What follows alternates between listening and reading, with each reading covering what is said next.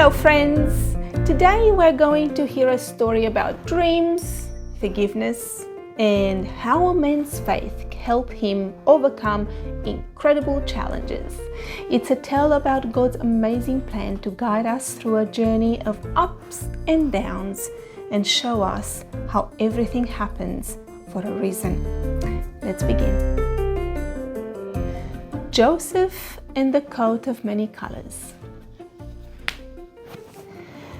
Long ago, in the land of Canaan, there lived a man named Jacob. He had 12 sons. One of them was called Joseph. Joseph was a younger son and Jacob's favorite. One day, Jacob had a coat made for Joseph, long, flowing, and brightly colored. Joseph had a dream and told his brothers of it. He also told them that it meant that one day they would bow down to him. They hated him all the more for this.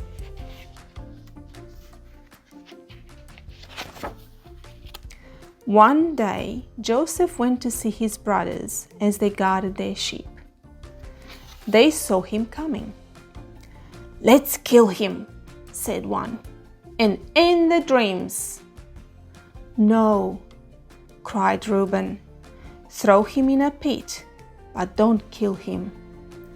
Joseph was stripped of his robe and sold to passing traders.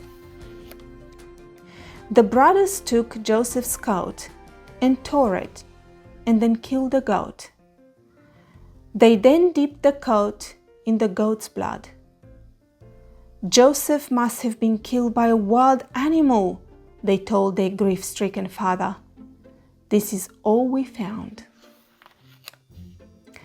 Joseph was taken to Egypt and sold to Potiphar, the captain of the guard. God was with Joseph, who was a loyal servant to Potiphar. Potiphar made him overseer of all he had. Potiphar's wife saw that Joseph was now a handsome young man. She wanted Joseph, but he was loyal to Potiphar, so she told Potiphar that Joseph had attacked her. That was a big fat lie. Joseph was thrown into jail. One day, the Pharaoh's butler and baker came to him with their dreams. "In 3 days' time, the butler will be released and will again serve Pharaoh," said Joseph, interpreting the dream with God's help. "But the baker will be put to death in 3 days' time." Joseph told the butler to remember him when he was released. It happened as Joseph had said. The butler was freed and the baker was put to death. But the butler forgot his promise, so Joseph stayed in prison. Then 2 years later, the Pharaoh himself had dreams that needed interpreting. 7 fat cows are eaten by 7 thin cows, but the thin cows remain thin, he told his wise men. Also, 7 fat ears of corn are eaten by 7 thin ears, but the thin ears remain thin. These were my dreams. What do they mean?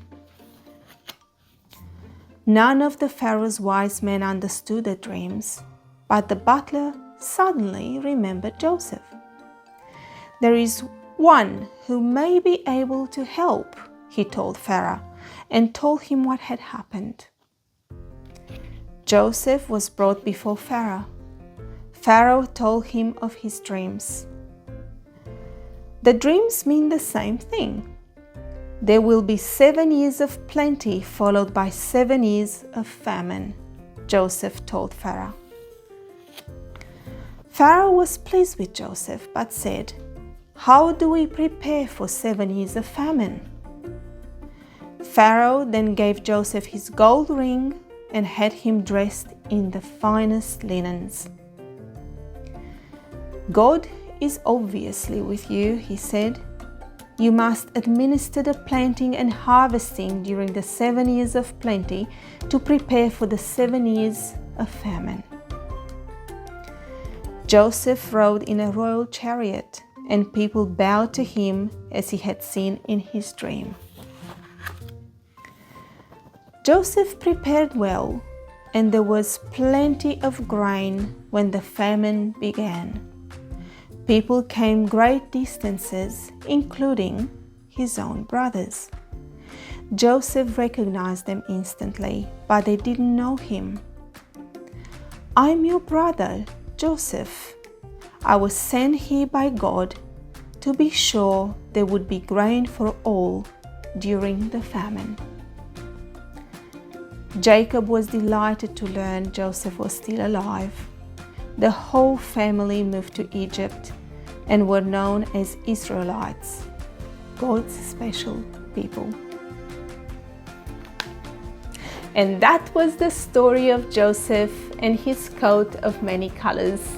From being a beloved son to facing betrayal and finally becoming a trusted leader, Joseph's story teaches us about faith, resilience, and the power of forgiveness. And remember, just like Joseph, we can always trust that things will work out in the end. If you like today's story, come back next time for more reading magic. And don't forget to like and subscribe to Mama Storytime so you'll never miss a story. Until next time, happy reading and bless you all.